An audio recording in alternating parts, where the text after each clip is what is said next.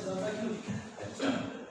Sir मैंने first time अपनी YouTube पे आईडी बनाई कि रिसेंट में यूट्यूब पे काम करना चाहता था। तो जब आईडी बनाई तो गुलाम रसूल के नाम से जब सर्च किया जाता था तो मेरा नेम बहुत दूर तक आता था, जल्दी सामने नहीं आता।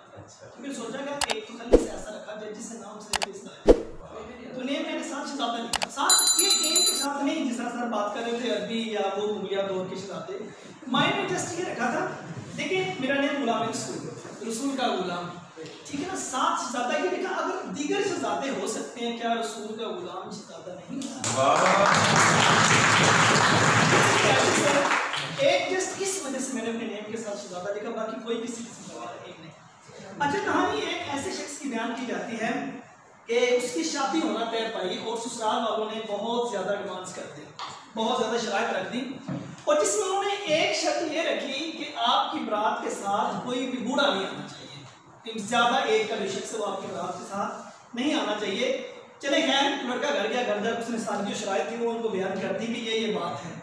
तो घर वालों ने कहा चले नहीं जी ऐसे तो नहीं हो सकता, बूढ़े तो साथ जरूर जाते हो। तो वो कहता है बूढ़ों का काम क्या है, उन्होंने जाके क्या लेना है। तो खैर, लेकिन एक शख्स ऐसा था उनकी फैमिली में जो मतलब बजीद हो गया, उसने कहा नाना मैं तो जाऊंगा, और वो था भी नाना। उसने कहा मैं तो साथ जाऊंगा, तो मुझे जिस तरह मर्जी लेते हैं, आप मुझे छुपा के ले गए। खैर ऐसे ही हुआ, गाड़ी के अंदर उसको छुपा के ले गए और वहां जाकर बैठ के खाना खुना खाया। जब रुखसती का वक्त करीब आया तो लड़की के बाप ने एक और शर्त रख दी।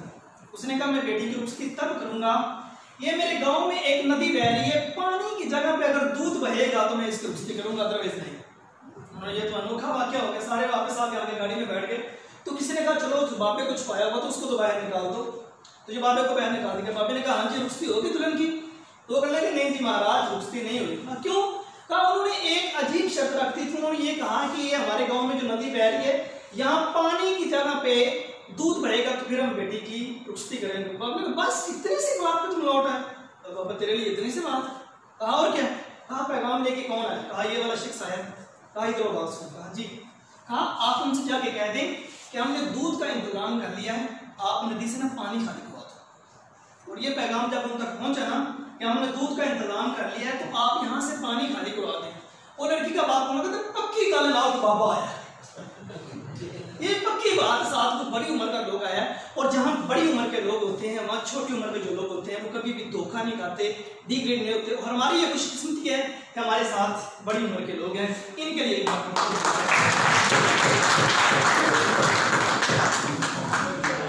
तो अब सबसे पहले मैं दिल की था से शुक्रिया अदा करता हूँ पंजाब कॉलेज की मैनेजमेंट का और उसके बाद अपने डिपार्टमेंट का। मैं सर निसार साहब और सर साहब इनका मैं स्टूडेंट हूँ और यकीनन ये स्टूडेंट की खुशकिस्मती होती है जब कभी अपने साथ काम के सामने मौजूद होता है। तो और मैंने अपने डिपार्टमेंट से भी बहुत ज़्यादा सीखा। तो सिंपल सी छोटी छोटी चंद बातें आज आपके सामने बयान करूँगा कि हार्ड वर्क इज की ऑफ सक्सेस, जो मेहनत है वो कामयाबी की ज़मानत है। अब कहानी एक ऐसे शख्स की बयान की जाती है, 4 बहन भाइयों में सबसे छोटा वो बच्चा था। मैट्रिक की उसका उसने जब अपनी तालीम का आगाज़ किया तो घर से लेके प्राइमरी स्कूल तक जाने के लिए उस बच्चे को 5 किलोमीटर का सफ़र पैदल तय करना पड़ता था। और उसके बाद जब 6वीं से लेके 8वीं क्लास तक 8 किलोमीटर का सफ़र तय करना पड़ता था और पाँव में जूता भी नहीं है। और उसके बाद 8वीं क्लास में अच्छे मार्क्स आए, गवर्नमेंट की तरफ से वजीफा भी मिलने लगा।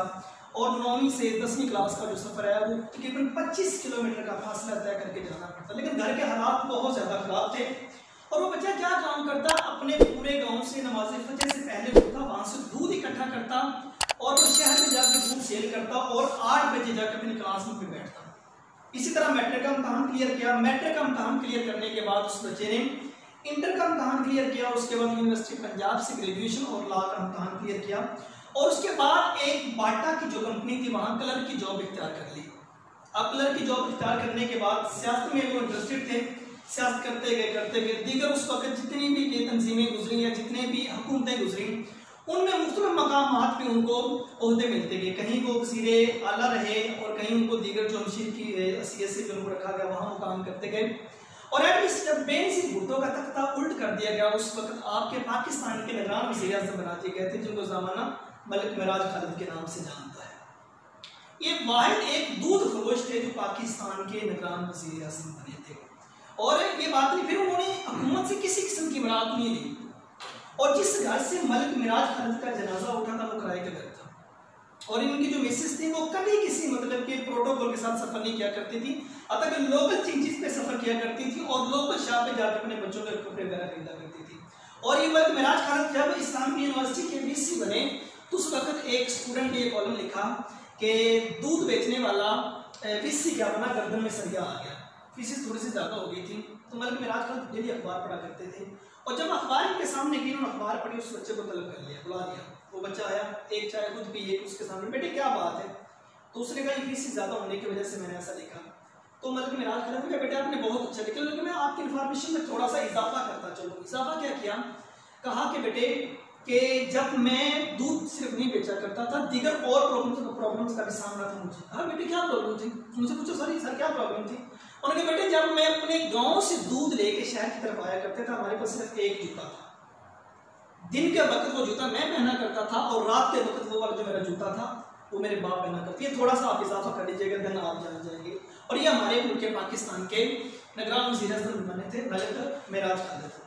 और देखिए जो मेहनत है वो कोई शख्स भी करे तो वो अपनी कामयाबी जरूर अचीव कर, कामयाबी की मंजिल तक जरूर पहुंच जाता है या कामयाब हो जाता है।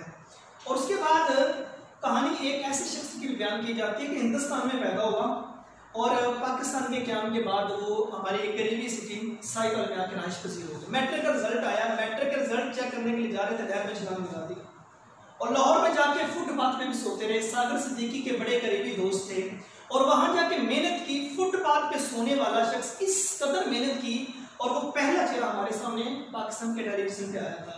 और वो एक ऐसा शख्स था जिसने फर्स्ट टाइम इमरान खान को शिकस्त दी थी, और वो ऐसा शख्स था जिसको पाकिस्तान का एक महंगा एंकर होने का भी एजाज हासिल है। 1 घंटे का 10 लाख रुपये उन्होंने लिया। और उसके बाद वो आपके मुल्क पाकिस्तान का एक ऐसा शख्स गुजरा, जब दुनिया फानी से गया तो उसने अपनी सारी की सारी जो जायदाद थी मुल्क पाकिस्तान के नेम से नेम कर दी और ज़माना उनको तारिक अजीज के नाम से जानता है। तो मेहनत ये चीज़ है। उसके बाद मैं जिस शख्स से बहुत ज़्यादा मुतासिर हुआ, मैं चाहूँगा मैं उनकी कहानी भी आपको सुना दूँ। पहली क्लास से लेकर 8वीं क्लास तक कभी पास और कभी फेल होते हैं, और 8वीं क्लास में जाके प्राइवेट स्कूल वालों ने ये कह दिया कि सॉरी अब हम आपके बेटे को स्कूल में नहीं पढ़ाएंगे। उनके जो वालिद थे वो क्लर्क थे और जाके मेहनत की, नहीं हमारे बेटे को ना आप 9वीं क्लास में बिठा लें, हम अपने बेटे के लिए बड़े बड़े हमने ख्वाब देखे हुए हैं, इसको नेक्स्ट टाइम इंजीनियर बनाना चाहते हैं। उनका सॉरी हम आपके बेटे को नहीं पढ़ाएंगे। बड़ा मिल माजरे के बाद प्राइवेट स्कूल जाए मतलब फीस देनी होती है, तो बेटे को वहाँ बिठा लिया गया 9th क्लास में, और बिल्कुल जो लास्ट सेशन था वहाँ बिठा दिया गया। और जब पहली टर्म का रिजल्ट आया, दूसरे का, वो जिस तरह मतलब पहले फेल होते जा रहे थे उसी तरह वो फेल होते गए। तो जब एक बार ऐसा आया, जब नेक्स्ट 3rd टर्म का रिजल्ट आया, तो वही बच्चा जो बार बार मुसलसल फेल होता जाता था तो वो क्लास को टॉप कर गया, और देखिए जो बाकी 3 सेशन थे उनको भी टॉप कर गया। क्या बात थी? उनसे पूछा कि जिंदगी में एक ऐसा टीचर आ गया था तो वो गलत भी लिख के लाते थे तो वो उसके कंधे बात देख के कहते थे वेल डन, आपने बहुत अच्छा किया, यू कैन डू इट, आप ये कर सकते हैं, बहुत अच्छा बहुत अच्छा। उसी बच्चे ने मैट्रिक में टॉप किया, उसी बच्चे ने फिर मतलब कि एफएससी में इंजीनियरिंग की, यूनिटी में पढ़ा, और ज़माने से वक्त उसको कासिम अली शाह के नाम से जानता है। भारत का जो राइटर है 26 से ज़्यादा निकाले वो, और तारिक अजीज के बाद वो एक महंगा एक्टर वो भी है, मतलब कि किसी जगह अगर वो अपने प्रोग्राम के लिए जाते हैं तो अच्छे खासे वो चार्जेस करते हैं। ये तो बात हम अपने मुल्क अजीज के जो एक हीरो थे उनकी बात कर रहे थे। तारीख अभी यहाँ ख़त्म नहीं होती, और अल्लाह ज़रूरी नहीं कि सिर्फ उनको नवाजता जो मुसलमान है, अल्लाह के बंदे सारे हैं। और मैंने एक जगह पढ़ रहा था कि एक ऐसे शख्स की कहानी थी कि वो पेरिस की सरजमीं पे, सॉरी फ्रांस की सरजमीं पे एक चीफ था एक अखबार का, और बहुत अच्छी ज़िंदगी गुजार रहा था अपने 2 बच्चों और अपने बीवी के साथ। बड़ी अच्छी लाइफ थी। 5 दिन वो काम करता और उसके बाद 2 दिन वो अपने बीवी बच्चों के साथ आउटिंग पे चला जाया करता था। एक वक्त उस शख्स में ऐसा आया कि वो बैठा हुआ तो उससे उठा नहीं गया, तो उसके जिस्म के जो अज़ाब थे वो जवाब दे गए और बड़े उठाने की कोशिश की बट नहीं, और वो उसको जल्दी हॉस्पिटल में पहुंचाया गया और वो कोमे की हालत में चला गया। 20 दिन तक कोमे की हालत में रहा, और तब उसका एम ये था कि मैं जिंदगी में कोई ऐसा काम कर जो मैं कोई ऐसी किताब लिखी जो मेरे जाने के बाद में मेरा नाम जिंदा रहे। और जब वो इस दुनिया से जाने से कबल उसने ये सारे ख्वाब देखे हुए थे, हॉस्पिटल में था, कोमे की हालत में था, तो 20 दिन के बाद ना उसकी जो सुनने की जो हिस्स थी ना ये लौट आई। सुनने की इसके बाद उसकी एक बाएं आंख की जो रोशनी थी ये लौट आई, और बाकी वो उसी तरह मतलब कि समझिए मफलूज रहा वो शख्स। तो अब जब उसको घर लाया गया तो लेकिन उसने कहा भी देखा होता कि मैं कुछ करूंगा, तो वो अपनी आंख के जरिए कोई ना कोई बात किया करता था। उसकी बीवी ने एक असिस्टेंट रखा जो ए से लेके जी तक अल्फाबेट जो है वो टाइप करता, और उसने क्या काम किया, अब उसकी जो बीवी थी अपने उस हस्बैंड की आंखों को देखती रहती कि वो इधर असिस्टेंट जो था वो ए से लेके सी तक हरूफ बोलता जाता, जहां पे जाके उसका हस्बैंड अपनी आंख बंद कर लेता तो वो समझ जाती इसका मानी यस है, उसका मानी वो यस समझती और फौरन से असिस्टेंट से कह देती कि यस। तो इसी तरह मतलब कि 2 मिनट के अंदर एक लफ्ज टाइप किया जाता। 2 साल से जायद का अरसा लगा। आंखों के इशारे से उस शख्स ने एक किताब लिख छोड़ी, आंखों के इशारे से एक किताब लिख छोड़ी, और वो किताब मार्केट के अंदर इतनी ज्यादा मकबूल हुई। उसकी मिसेस का एक दिन गुजर हुआ, मार्केट में गई, उसने देखी वो किताब बहुत ज्यादा मकबूल थी। उस किताब को वो वहां से रिसीव करके ले आई और ला के अपने हस्बैंड के सामने रखी। तो जब उसके सामने किताब पेश की, ये वाली किताब है जो मार्केट में आपके नेम पे छपी है, तो उसकी आंखों ने बार बार हरकत करना शुरू कर दी। उसका वो मानी जान गई थी कि अब ये क्लैपिंग कर रहा है, तो उसने उस पर क्लैपिंग की। क्लैपिंग करने के ठीक 3 मिनट बाद वो शख्स की जो रूह थी वो प्रवास कर गई। जमाना उसको जैसे डोमेन बबली के बबली के नाम से जानता है। ये नहीं मैंने सुना, मैंने इसकी तहकीक भी की, सर्च भी की, मैंने इसको पढ़ा। ये कहानी इस शख्स की थी। आंखों के पलकों के इशारे से वो शख्स पूरी की पूरी किताब लिखी गया था। और उसके बाद एक टेक्नोलॉजी आज हम बहुत ज़्यादा यूज़ कर रहे हैं, ये व्हाट्सएप। इसके बानी के बरपन रहा था एक बहुत ही गरीब यहूदी खानदान से इसका ताल्लुक था, गरीब घराने से बिलोंग करता था। गर्मियाँ तो उनकी ऐसे तैसे गुजर जाती थी, ये और उसका बाप और उसकी वालदा, ये 3 शिकास एक झोंपड़ी के अंदर रहते थे। लेकिन जब सर्दियों का वक्त आता तो वहाँ इनसे राशना की जाती, तो साथ एक भेड़ और बकरियों का फार्म था, उसके अंदर के जाके नाइट स्टे किया करते थे सर्दियों के अंदर। अब तक एक कंबल भी नहीं था ओढ़ने के लिए। तो उसके बाद इन पे जुल्म की इंतहा होना शुरू होगी, लोगों ने जुल्म भी करना शुरू कर दिया। इसकी माँ ने कहा हम इस इलाके से माइग्रेशन कर जाए, हम यहाँ से चले जाए। तो लेकिन उसका वाल था, वो वजीर था, वो कहने हम यहाँ से नहीं जाएंगे। लेकिन माँ ने क्या काम किया, अपने बेटे को साथ लिया और वहाँ से लेके अमेरिका चली गई। और वहाँ भी हालात इस कदर खराब थे, एक खैराती इदारे से जाके इनको वहाँ से खुराक मिलती थी खाना खाने के लिए। लेकिन बेटे को पढ़ने का बहुत ज़्यादा शौक था, वो पढ़ने के लिए जाता, मॉर्निंग में पढ़ के आता, इवनिंग में आके वो स्वीपर का काम करता, एक दुकान दूसरी दुकान तीसरी दुकान या मुख्तलिफ फ्लैट में जाके स्वीपर का काम करता और वहाँ से चंद पैसे मिलते और वो सेव करता गया। और उन पैसों का क्या काम किया, सबसे पहले आईफोन लिया और सोचा कि मैं कोई ऐसा काम कर जाऊं कि जिसमें कोई मतलब कि रद्दो बदल भी ना हो या कोई हैक भी ना करे और दीगर जो मामला से सेव रहते। तो उसने एक ऐप बनाई उस वक्त, ये व्हाट्सएप के नाम से। तो तब उससे पहले उसकी जिंदगी का जो सफर है वो 2007 में ना फेसबुक बहुत ज्यादा मकबूलियत हो गई थी इसकी। वो फेसबुक वालों के पास गया, मुझे यहाँ रखा जाए, लेकिन फेसबुक ने इनकार कर दिया और वो याहू में काम कर रहा था। 5 साल याहू में काम किया, फेसबुक के पास क्या नहीं रखा, दोबारा फिर याहू के पास चला गया, 2 साल और याहू में काम किया, 7 साल काम किया। और उसके बाद फेसबुक वाले को जब पता चला कि इस ऐप की बहुत ज्यादा मकबूलियत हो रही है, तो उसने दोबारा कॉन्टैक्ट किया। तो इस शख्स ने ये कहा कि इस ऐप के लिए सिग्नेचर उसी खैराती इदारे के उसी चेयर पे बैठ के किए जाएंगे जहां बैठकर मैं और मेरी वालदा खाना खाया करते थे। लेकिन फेसबुक वाले ने कहा ये तो ऐसा नहीं हो सकता। ठीक है कोई बात नहीं, वो चला गया। उसने बाद में फिर कॉन्टैक्ट किया, बात फिर आई हुई, उसी खैराती इदारे की चेयर पे बैठकर सिग्नेचर दिए जाएंगे। आप वो शख्स मान गया, उसी खैराती इदारे की चेयर पे बैठकर सिग्नेचर दिए गए। $19 बिलियन में इस शख्स ने ये वाली ऐप जो थी वो सेल की थी और ज़माना इसको जॉन होम के नाम से जानता है। ये व्हाट्सएप का बात है।